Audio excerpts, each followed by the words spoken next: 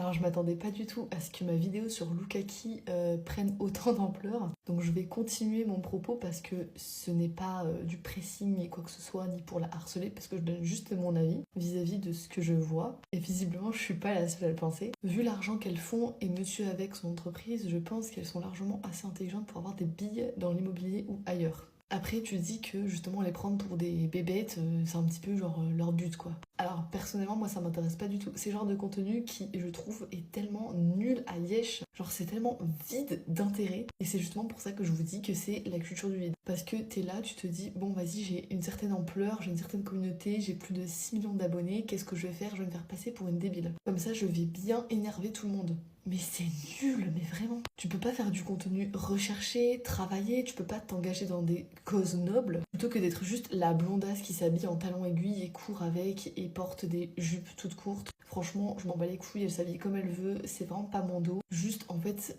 effectivement, elle se comporte un petit peu comme une grande sœur auprès de ses filles. Et j'ai vu dans les commentaires, il y en a qui disent carrément que des fois, ses filles, on dirait ses mères, etc. Alors ça, pour info, c'est un climat incestuel. Et attention, commencez pas à choper ma veste, un climat incestuel, ça n'a rien à voir avec l'inceste en lui-même. Le climat incestuel, c'est plus le fait qu'il n'y ait pas de, comment dire, de limite entre l'âge, le rôle, le corps, vous voyez. Un peu comme genre là, on dirait des sœurs, on dirait des meilleures amies, on dirait des confidentes, tellement elles sont proches, tellement elles sont connectées. Mais c'est très très malsain. La preuve avec ce que fait la mère comme contenu. Alors peut-être qu'elles essaient de se faire passer pour des grosses débiles, mais c'est nul, ça n'arrange pas leur affaire. Moi personnellement, c'est pas le genre de contenu vers lequel je vais m'orienter, vous voyez. Je pense que quand on vient sur TikTok, on essaie juste de trouver du contenu sur lequel on peut s'identifier. Moi, je suis des influenceuses, des créatrices de contenu.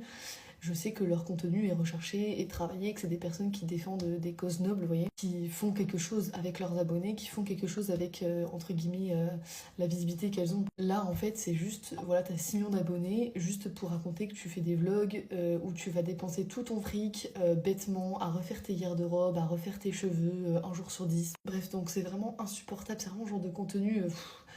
En fait, tu veux juste être matu vu, c'est ça le problème. C'est que c'est le genre de personne qui veut être matu vu et qui veut, entre guillemets, créer des bad buzz parce que regardez-moi, j'ai beaucoup d'argent, je dépense beaucoup d'argent, je fais ci, je fais là, ma fille se marie, faux mariage, fake lune de miel, pour justement faire réagir les gens. Si c'est comme ça que tu viens attraper l'attention des gens et faire encore plus de visibilité pour faire encore plus de monnaie, c'est nul. En plus, je suis désolée, hein, mais elles font des partenariats avec Temu, elles font des partenariats vraiment laids. C'est pas comme si elles faisaient des partenariats stylés, qu'elles faisaient des trucs vraiment qui ont du sens, vous voyez. Donc là, en fait, on a juste deux gamines perdues qui suivent le move de leur daronne, et leur daronne qui n'est absolument pas une référence. Alors, ok, hein, elles sont ce qu'elles sont, c'est des filles qui sont très belles, etc., et qui